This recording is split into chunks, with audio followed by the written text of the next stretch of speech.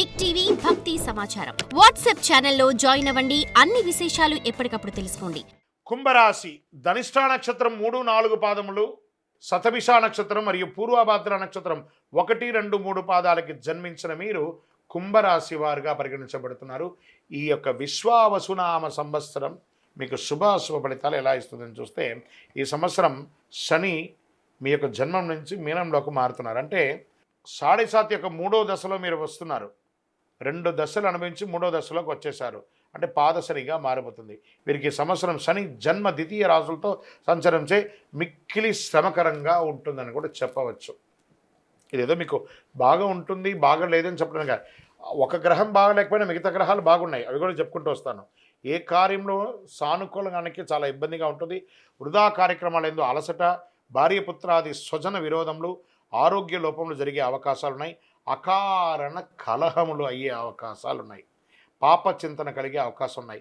చైత్ర వైశాఖమునందు, కార్తీక మార్గశిరమునందు గురువు చతుర్థ షష్ఠ రాశులందు సంచరించినప్పుడు బుద్ధి చాంచల్యం, తేజోహాని, ప్రవాసం, బంధుమూలక వ్యధ కలుగును. శత్రుజ్ఞాత బాధలు, చోర రోగ బాధలు అధికమయ్యే అవకాశాలు ఉన్నాయి. ఉద్యోగస్తులు ఇబ్బంది పెట్టే అవకాశం ఉన్నాయి.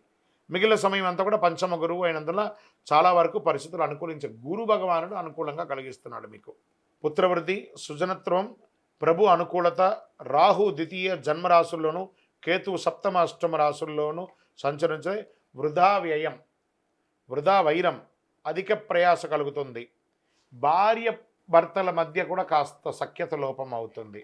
స్వజన విరోధం, ఆరోగ్య లోపం, కళత్ర వర్గంలో పేచీలు, అన్నదమ్ముల మధ్యలో విపరీతమైనటువంటి పేచీలు, గొడవలు ఏర్పడే అవకాశాలు ఉన్నాయి.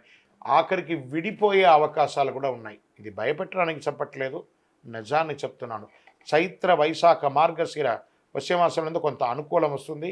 ఆషాఢ శ్రావణ భాద్రపదములందు అధికంగా జాగ్రత్తగా ఉండవలసినటువంటి అన్ని రంగాల వారికి, ఉద్యోగ, వృత్తి, వ్యాపార, విద్యార్థి, స్త్రీ పురుషులు అన్ని వారు కూడా జాగ్రత్త సుమి. 2025, 26 ఇది మీరు ప్రతి క్షణం అనుకూలంగా ఉండేటువంటి ఒక సంవత్సరం అని కూడా చెప్పచ్చు. తర్వాత మన మాస ఫలితంలో ఆ మాసంలో ఎలా మార్పులు జరుగుతాయో చెప్తాను.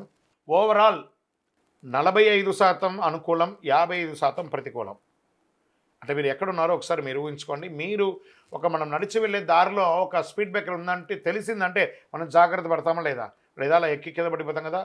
కుంభరాశి మిత్రులారా చాలా జాగ్రత్తగా ఉండాలి. ప్రత్యేకించి ఆరోగ్యం పట్ల శస్త్రచికిత్స అయ్యే అవకాశాలు కూడా ఉన్నాయి. వాహన ప్రమాదాలు కూడా అయ్యే అవకాశాలు. ఏంటి గురుగారు మీరు ఇలా చెప్తున్నారు అని అంటే, చెప్పకపోతే దోషం, చెప్పాను కాబట్టి జాగ్రత్త పడండి. ఇది మాత్రం నేను మీకు చెప్పగలను.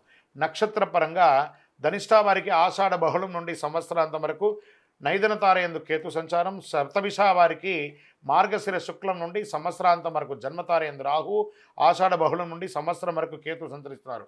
పూర్వభాద్ర వారికి సంవత్సరారంభం నుండి వైశాఖ పూర్వార్థం వరకు, తిరిగి భాద్రపద బహుళం నుండి మాఘ పూర్వభద్రం వరకు జన్మతారయందు శని, సంవత్సరారంభం నుండి కార్తీక బహుళ వరకు జన్మతారయందు రాహు సంచరిస్తున్నారు.